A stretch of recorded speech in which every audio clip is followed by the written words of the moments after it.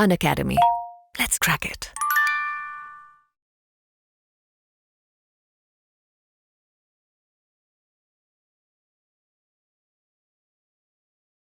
Hi, good evening everyone. Welcome to this CMAT 2024 batch, and today we are going to complete the number system.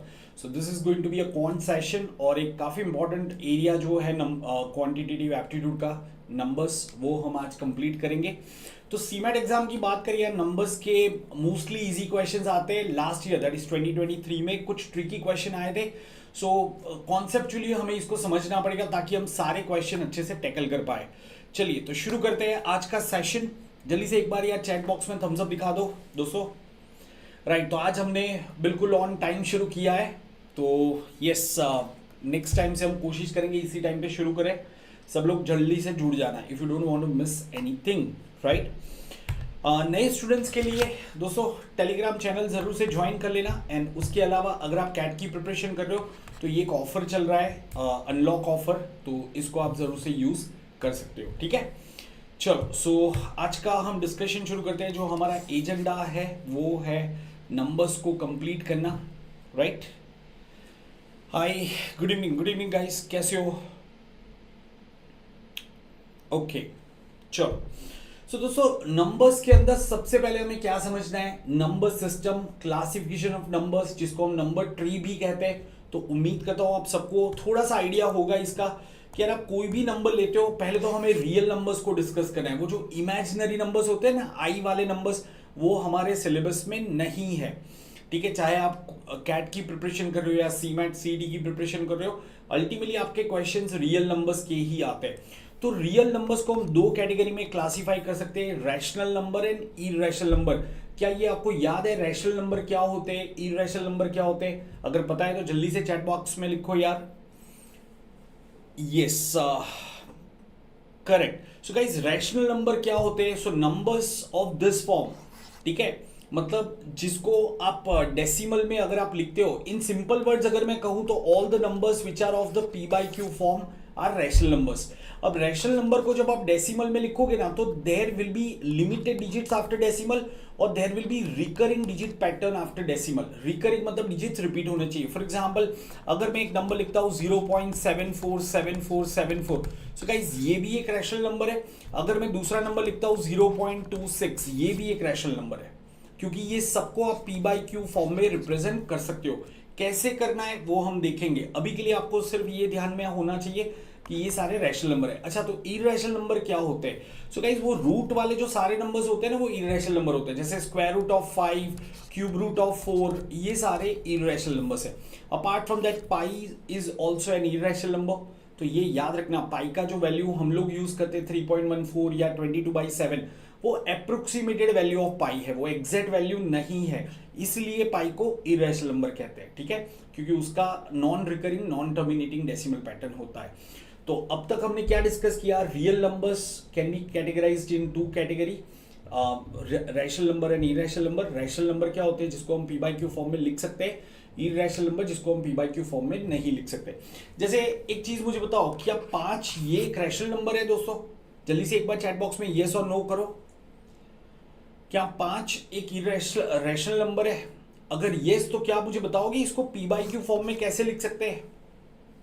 How can we write 5 in P by Q form? हाँ, तो जल्दी से बताओ 5 को हम P by Q form में कैसे लिखेंगे?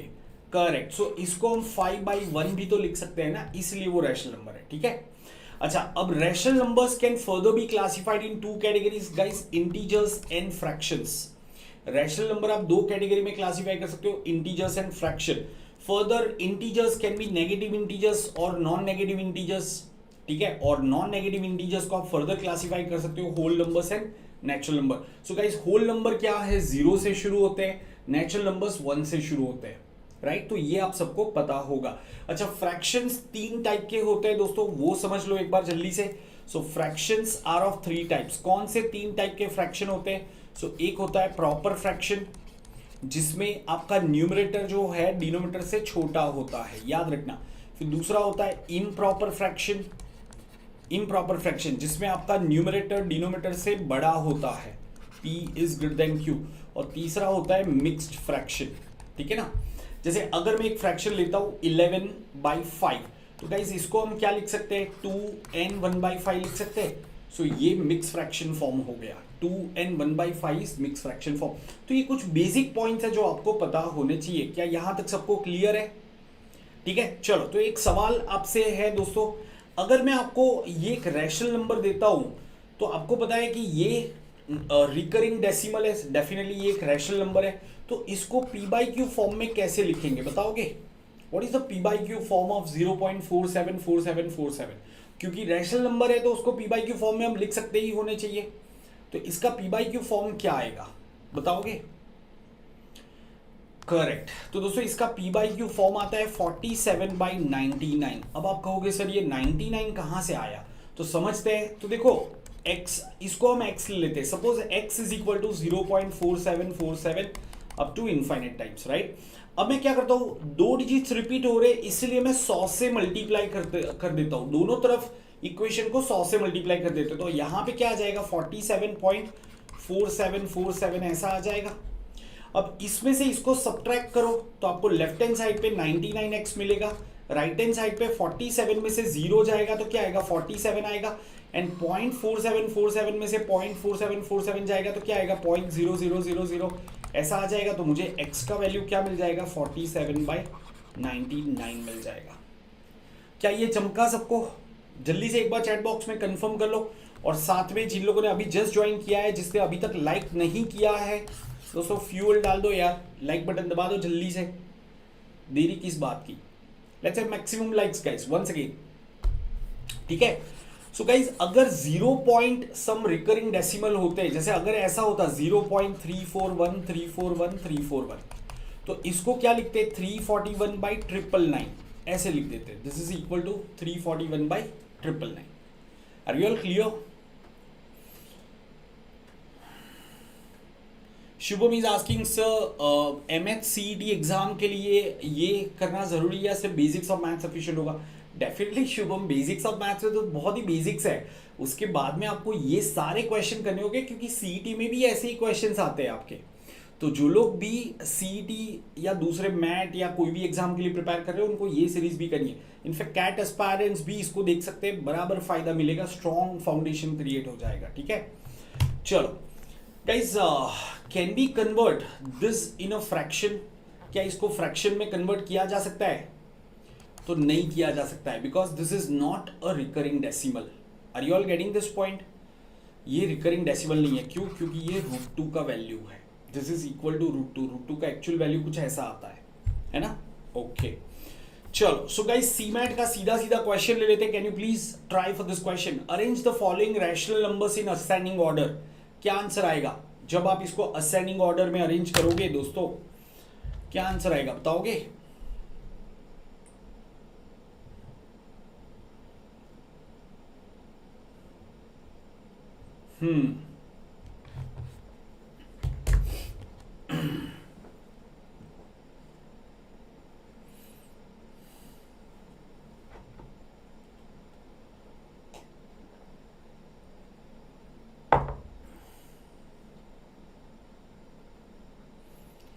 निकिता कुछ करो, आप अपील करो लोगों को साथ में क्वेश्चन भी सॉल्व करो। सो दोस्तों क्या आंसर आएगा इसका? राइट। अब देखो ये सारे नेगेटिव नंबर है, आपको एक चीज पता होनी चाहिए कि right, just a second guys, just a second. हाँ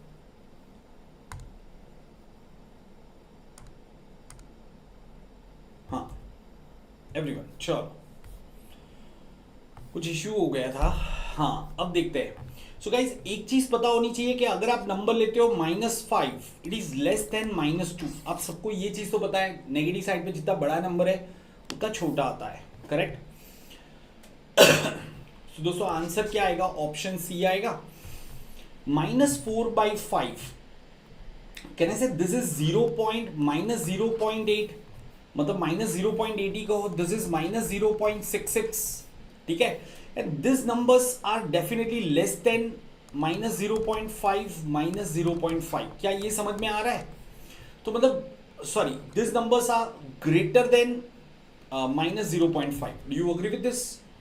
-0.5 से बड़े होगे, मतलब 0.5 से उसकी वैल्यू छोटी होगी, एब्सोल्यूट वैल्यू 0.5 से छोटी होगी, है ना। तो यहाँ पे मैं ग्रेटर देन लिखूंगा, ये समझ में आ रहा है। सो सबसे छोटा तो आपका सबसे पहले तो मतलब ये -4/5 आ जाएगा, उसके बाद में ये -2/3 आ जाएगा।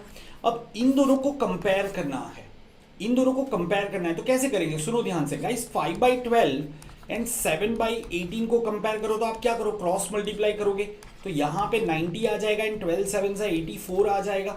So definitely 90 is greater than 84, तो कहने से -90 इज लेस देन -84।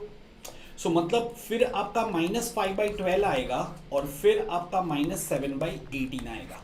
क्या ये सबको समझ में आया, इसलिए हमारा ऑप्शन सी आ जाएगा। यस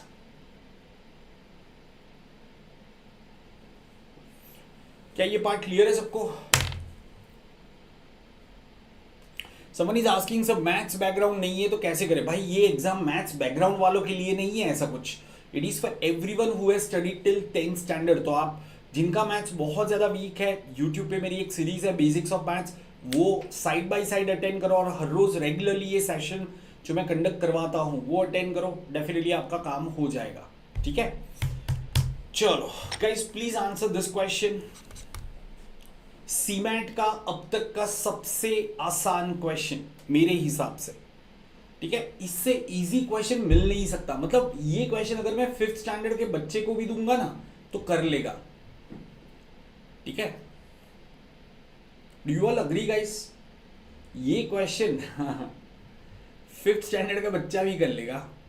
हाँ, उसको क्यूब पता होना चाहिए कि भाई क्यूब क्या होता है। चलो 6th स्टैंडर्ड कर लेते हैं, 5th में शायद क्यूब्स ना पढ़ाए हो, right. So guys, sum of two numbers is 3 and product of two numbers is 2. तो ये क्या आ जाएगा, 2 into 1 is 2 and कहने से 2 plus 1 is 3। तो आपका x कितना आ जाएगा 2 और y कितना आ जाएगा 1। सो दोस्तों x cube plus Y cube क्या आ जाएगा, कहने से 2 cube plus 1 cube. Yes, so good to see के अपने चैट बॉक्स में किसी ने गलत आंसर नहीं दिया है। इनफैक्ट तुक्के मारने वालों ने भी इस बार तो सही आंसर दे दिया। मतलब आप समझ सकते हो कि लिटरली बहुत इजी क्वेश्चन था। ठीक है, बाकी कभी 100% आंसर सही नहीं आता है, राइट। तो answer should be option D. चलो गुड, राइट। ये क्वेश्चन ट्राई करो एवरीवन, सीमैट 2022 का क्वेश्चन है।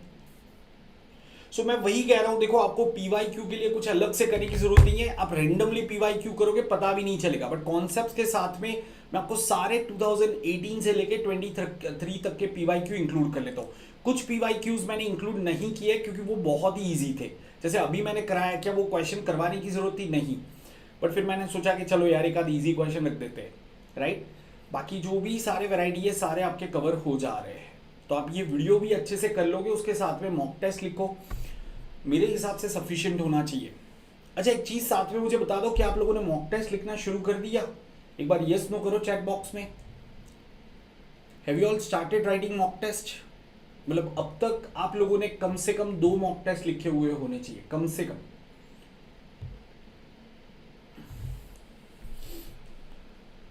Okay, so guys answer option क्या टिक करेंगे?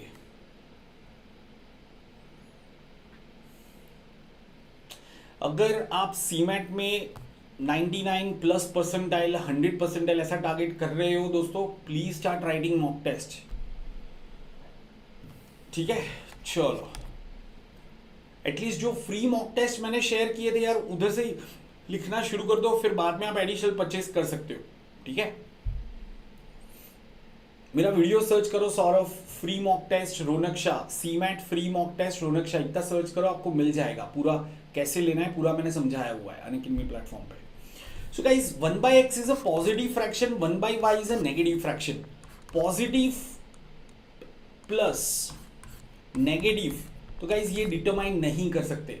It can be positive, it can be negative. ठीक है, it can be positive, it can be negative.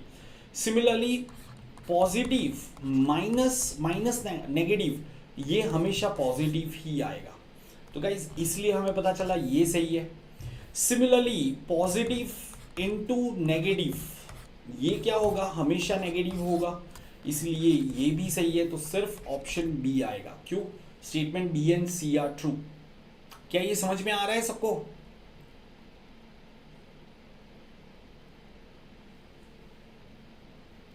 Guys देखो, एक चीज मैं आपको बताता हूं भाई।